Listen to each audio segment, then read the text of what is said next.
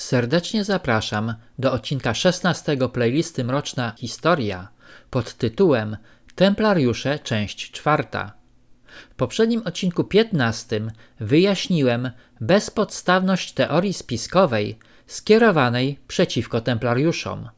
W tym odcinku opowiem o działaniach templariuszy w sferze finansowej. Teoria obrońców zakonu, że król działał z chciwości, papież ze służalczości, a templariusze przyznali się ze strachu przed torturami, jest mało wiarygodna i nie ma potwierdzenia w faktach. Bardziej prawdopodobne jest twierdzenie, że powodem stłumienia templariuszy przez króla nie była zazdrość o ich bogactwo, ale strach przed ogromną mocą, jaką zapewniało ich bogactwo. Zakon templariuszy odważył się nawet przeciwstawić królowi i odmówić płacenia podatków. Ich świątynia w rzeczywistości stanowiła imperium w imperium, które zagrażało nie tylko władzy królewskiej, ale całemu systemowi społecznemu. Frank Brentano pisze: templariusze mieli domy we wszystkich krajach, zajmujące się międzynarodowymi operacjami finansowymi, jak banki w czasach współczesnych.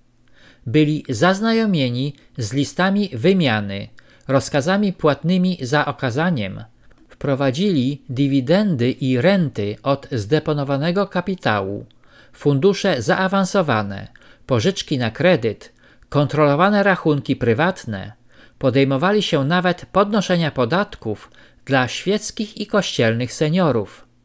Dzięki ich biegłości w tych sprawach, najprawdopodobniej nabytej od Rzymian z Aleksandrii, których musieli spotkać na wschodzie, templariusze stali się międzynarodowymi finansistami i międzynarodowymi kapitalistami swoich czasów.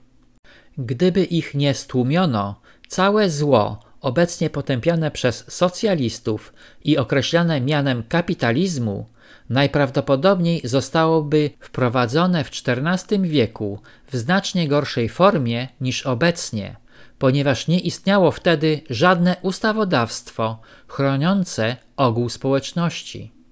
Co więcej, jest całkiem prawdopodobne, że porządek rzeczy wprowadzony przez templariuszy spowodowałby gwałtowne obalenie monarchii francuskiej, a nawet wszystkich monarchii. Jak pisał o templariuszach Eliphas Levi, te straszne spiski grożą całemu światu ogromną rewolucją.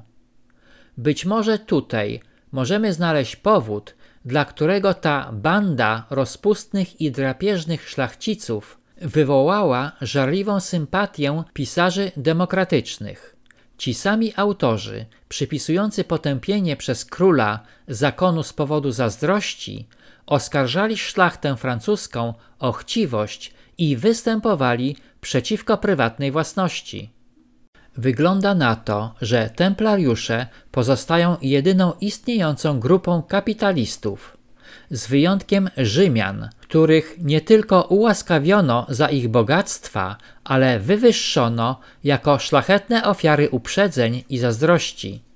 Powstają pytania, czy templariusze byli wrogami monarchii i dlaczego rewolucja światowa, atakująca prywatne osoby, właścicieli nieruchomości, nigdy nie była skierowana przeciwko międzynarodowym lichwiarzom, zwłaszcza w połączeniu z tendencjami antychrześcijańskimi.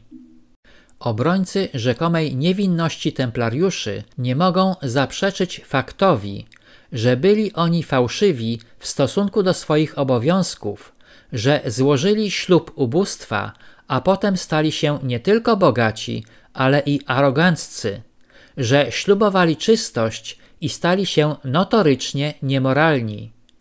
Można również stwierdzić, że czyny i działania templariuszy są tolerowane, gdyż stanowili oni bez wątpienia ogniwo w łańcuchu rewolucji światowej. Oczywiście część templariuszy była niewinna, gdyż tylko pewna liczba została wtajemniczona w tajne dokumenty zakonu, podczas gdy większość pozostawała przez cały czas w niewiedzy. Angielski rycerz Stephen de Stelpebrugge pisał: Istniały dwa sposoby przyjęcia, jeden zgodny z prawem i dobry, i drugi sprzeczny z wiarą. To wyjaśniałoby fakt, że niektórzy z oskarżonych odmówili zeznań, nawet pod największą presją. Mogli oni tak naprawdę nie wiedzieć nic o prawdziwych doktrynach zakonu. Takie zawsze były metody tajnych stowarzyszeń, począwszy od Izmaelitów. Elifas Liwaj uniewinnia także większość templariuszy o współudział w działaniach antymonarchistycznych lub projektach antyreligijnych. Tendencje te były owiane głęboką tajemnicą i zakon składał zewnętrzne wyznanie najdoskonalszej ortodoksyjności. Tylko wodzowie wiedzieli, dokąd idą, reszta poszła za nimi, niczego nie podejrzewając. Pomijając już kwestię winy czy niewinności templariuszy, ich działalność w sferze finansów była wysoce zaawansowana i opierała się głównie na biegłości i doświadczeniach Rzymian z Aleksandrii.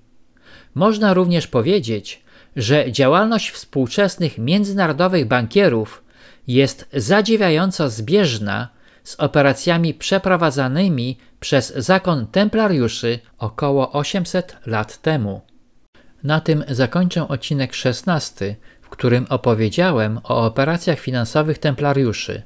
Serdecznie zapraszam do odcinka 17 pod tytułem Templariusze, część 5.